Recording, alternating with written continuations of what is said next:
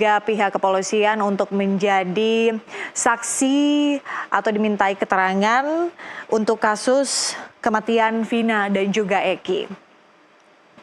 Kami terhubung dengan rekan Francisca Rati untuk mengetahui bagaimana kelanjutan sidang PK 6 terpidana kasus Vina dan juga Eki di Cirebon tahun 2016.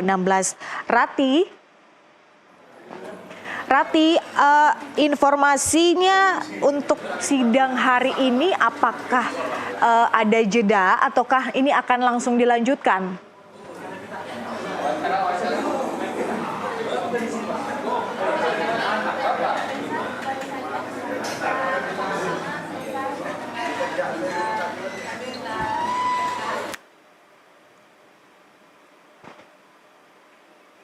Sudah dihadirkan langsung di ruang persidangan ini, di mana ada 5 saksi yang baru saja hadir dan menyatakan kesaksiannya dalam persidangan, dan ke-14 saksi tersebut sudah mengkonfirmasi terkait keberadaan dari 5 terpidana, yakni ada 9 saksi yang sudah mengkonfirmasi terkait keberadaan 5 terpidana Eko, Eka, Hadi, Jaya, dan Suprianto di malam kejadian di tahun 2016 silam itu, bahwa benar mereka bersama-sama berada di warung Bu Nining yang akhirnya berlanjut dan menginap di rumah Pak RT Pasren. Dan untuk terpidana Rivaldi sendiri juga sudah menghadirkan 5 saksi alibi yang menguatkan keberadaan Rivaldi sendiri di malam kejadian, di mana saat itu Rivaldi atau alias Ucil sedang bersama-sama dengan rekan-rekannya menginap di rumah Aldo hingga pagi hari begitu.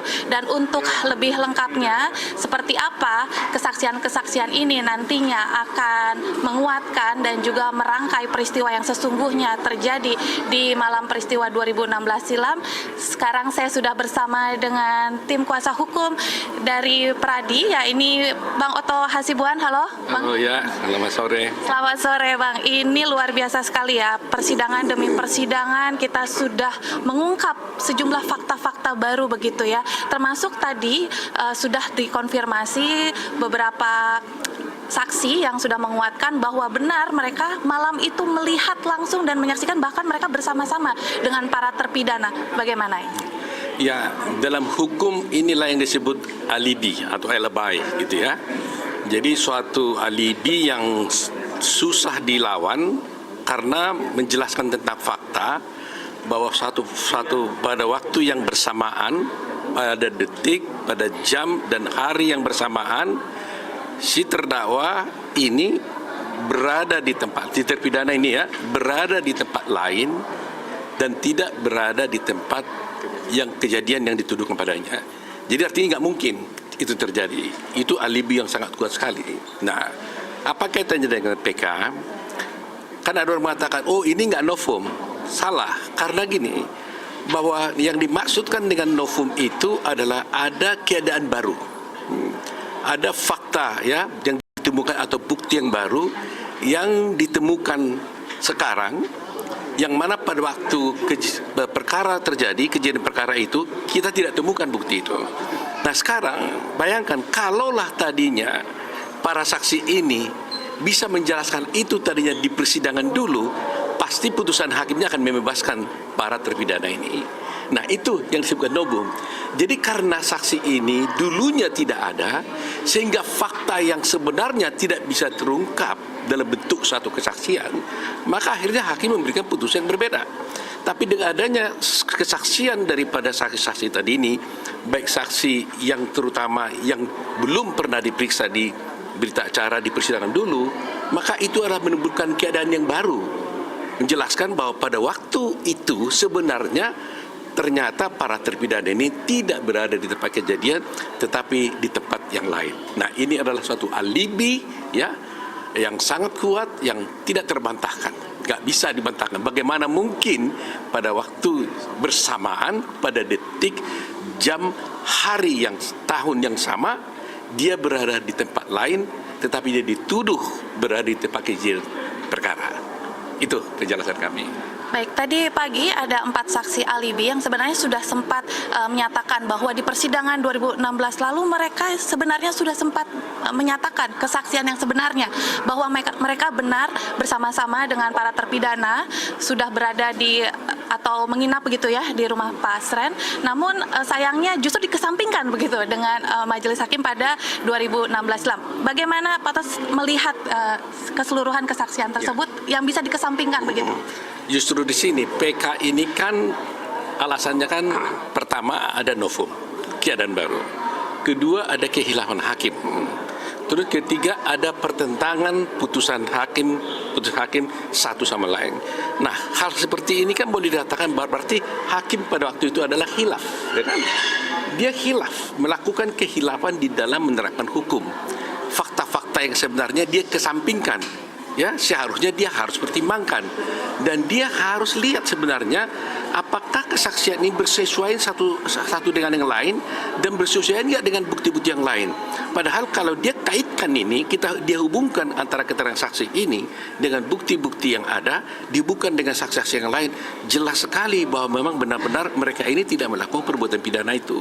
Itu poin. Nah, ini juga salah satu alasan kami untuk mengajukan PK, di mana bahwa hakim telah melakukan kehilafan di dalam menerapkan hukum dalam perkara ini. Di samping novum yang sudah kami sampaikan dan di samping adanya putusan-putusan hakim yang bertentangan satu sama lain.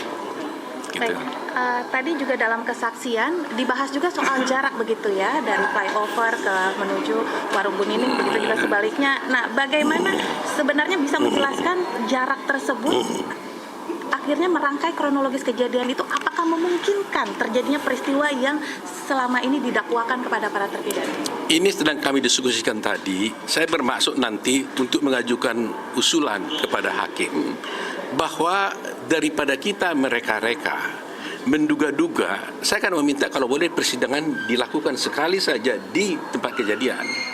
Sehingga bisa tahu dari mana SMP 1 itu langsung ke flyover berapa jaraknya. Sehingga secara faktual nanti hakim bisa mencatat bahwa mungkin nggak dari tempat kejadian itu sudah dipukuli, kemudian mayatnya dibawa ke flyover. Bagaimana caranya? Jadi kalau itu dilakukan dalam pemeriksaan setempat, itu akan lebih jelas. Tidak lagi hanya mereka-reka. Coba kalau keterangan tadi saksi, dia menerangkan hanya 100 meter. Tetapi diakuinya, 100 meter seanggap itu pendek atau tidak jauh karena hanya saya sering naik motor. Padahal fakta yang sebenarnya itu hampir 1 kilometer lebih. Nah, kalau ini tidak dilihat langsung oleh majelis hakim, saya khawatir hakim tidak bisa mencatat dengan benar apa fakta yang terjadi. Jadi nanti akan kami ajukan itu pemeriksaan. Apakah mungkin dikabulkan atau tidak terhadap hakim, tapi paling tidak kami akan meminta kalau boleh pada persidangan nanti ini akan kita minta supaya hakim menggelar persidangan di tempat kejadian supaya semuanya menjadi jelas gitu. Yang jadi perhatian juga ini banyak pertanyaan dari masyarakat tentunya, mengapa hingga saat ini Rudiana belum dihadirkan sebagai saksi begitu, Pak?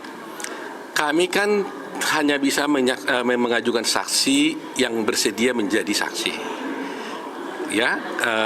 Dan bagaimanapun tentunya kalau Rudiana mau volunteer, mau bersaksi di pengadilan ini, kami dengan senang hati kalau ini mau datang. Apakah dia mengatakan mau sebenarnya tidak sebenarnya terserah dia, tapi kami pengen juga kalau dia bisa datang. Artinya kami tidak khawatir, apapun yang dikatakannya kami tidak khawatir, karena yang kita cari bukanlah kebebasan terdakwa di belaka, tapi adalah kebenaran dan keadilan. Nah, jadi bagaimana caranya kita membuktikan adanya kebenaran dan keadilan yang kami yakini kalau kebenaran dan keadilan itu dibuktikan, maka terdakwa para terpidana ini akan bebas gitu. Jadi ya mudah-mudahan kalau bisa pihak kepolisian mau volunteer, dan kalau Rudiana mendengar wawancara kami ini dan dia mau datang menjadi saksi, katakan yang menurutnya apa yang menurut dia yang benar, silakan. Kami tidak keberatan dan senang sekali kalau bisa datang dia. Tapi Kak, apakah sudah pernah mengajukan Rudiana sebagai saksi baik ke pihak kepolisian maupun di pengadilan, bagaimana? Kalau kami sendiri tidak pernah mengajukannya sebagai saksi yang meringankan di sini, karena kami juga belum pernah bertemu dengan dia, ya kan? Ya memang saya mengerti di dalam posisi bahwa justru keterangan para saksi ini kan mengatakan bahwa ini kejadian mereka dipidana ini karena adanya kesaksian daripada Rudiana yang tidak sesuai dengan keterangan mereka. Akhirnya mereka itu dihukum. Jadi saya bisa maklum kalau dia tidak bisa hadir. Tapi sekali lagi saya katakan itu terserah kepada Pak Rudiana. Mau hadir atau tidak hadir silahkan. Tapi kami tidak posisi tidak memanggil karena kami tidak bertemu dengan dia dulu kan gitu. Dan kami pun tidak punya hak memanggil dia gitu. Gitu. Ya. Tadi ada sempat dari sejumlah pertanyaan dari tim kuasa hukum terkait penggerbekan begitu yang terjadi atau yang menimpa AF yang merupakan saksi kunci yang akhirnya memenjarakan atau memvonis para terpidana seumur hidup. Apakah ini ada indikasi bahwa sebenarnya ini adalah motif sebenarnya adalah karena akibat itu akhirnya terpidana ini terpaksa menjalani dakwaan seumur hidup ini? Nah, itu sebenarnya yang ingin kami ambil kesimpulannya. Tapi karena pertanyaan itu diajukan sama Pak Jutek tadi, mungkin Jutek bisa jawab dengan baik nih. Gimana Bang? Ya, memang tadi kita dalam fakta kan sudah mendengar ya dari kemarin bahwa ternyata tanggal 25 Agustus atau 2 hari sebelum kejadian di flyover itu ada kejadian penggerbekan yang dilakukan oleh orang anak-anak kampung di situ beserta dengan Pak RT Pasren dan juga Pak RW katanya kemarin juga mereka ceritakan ya kepada AEP ya. Jadi kami berpikir AEP ini kan tidak kenal mereka. 2 hari kemudian ada kejadian dari jarak yang menurut normal mata kami sudah datang di lokasi kejadian. Nggak mungkin bisa dengan jelas siapa dan siapa dan siapa tahu nongkrong di mana kok dia bisa dengan jelas menceritakan gitu kan. Menceritakan oh ini apa yang terjadi gitu kan. Jadi menurut kami ya klop lah, mungkin ada dugaan kami AIP ini dendam kelihatannya, makanya menjebloskan mereka lah. Dan ini terkonfirmasi ketika kita tanya kepada Dede yang sudah mengaku. Dede kan sudah mencabut keterangannya. Terus kita tanya sama Dede, "Dek, kenapa kamu ngaku? Kenapa kamu lakukan itu?" "Iya, saya disuruh AEP dan juga Pak Rudiana." Menurut pengakuan Dede loh, besok kita akan hadirkan Dede, ya kan? Lalu kata Dede, dia sempat bertanya ke AEP, "Kenapa AEP kalian mau ini?" "Ya, saya dendam sama mereka." Jadi terkonfirmasi sebenarnya dengan kesaksian Dede dan juga kesaksian para terpidana. Kenapa kami tanya itu, terus kami kejar supaya membuktikan bahwa kejadian itu bukan karangan kami. Kalau dugaan cerita sekarang kejadian kan kemarin sudah jelas, BAP mereka nggak pernah diperiksa, BAP-nya tiba-tiba udah jadi, jalan ceritanya mereka tidak akui dan tidak pernah tahu. Ya menurut kami karangan lah, kan gitu kan. Jadi kalau dulu diduga, kalau sekarang kan berdasarkan udah fakta persidangan kan berani saya katakan bahwa itu karangan, gitu kan. Makanya banyak nggak cocok. Oh ternyata karangan itu siapa yang mengarangnya sedikit demi sedikit terbuka, itu aja. Gitu. Dan di sesi selanjutnya ini siapakah saksi yang akan dihadirkan? Apakah masih saksi alibi atau ada saksi fakta? Saksi Saka Tatal kita kena juga. Nah, yang terakhir hari ini Saka Tatal. Ya, baru setelah itu nanti besok mungkin saksi-saksi lainnya. Tapi hari ini terakhir saksi Saka Tatal kita ajukan.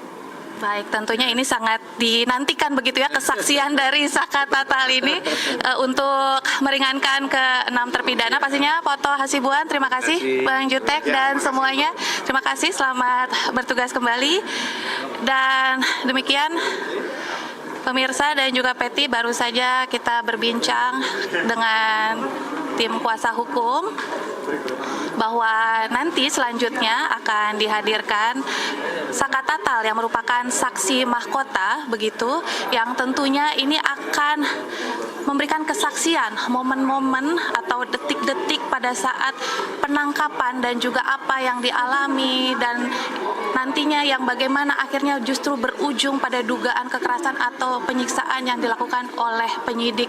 Tadi juga sudah sempat disampaikan begitu, mereka ingin sekali bagaimana persidangan ini terbuka seluruhnya, sepenuhnya terhadap rangkaian peristiwa termasuk nanti pembuktian bahwa memungkinkankah jarak dari warung Bu Nining itu untuk ke flyover untuk melakukan sebuah perbuatan atau peristiwa yang sangat keji. Tentu itu menjadi pertanyaan dan ingin dibuktikan di pengadilan ini. Demikian sementara, Peti. Baik, Francisca Rati, terima kasih untuk informasinya. Kami tentu akan menantikan sidang untuk saksi selanjutnya yakni Saka Tatal. Terima kasih, selamat kembali bertugas. Pemirsa, demikian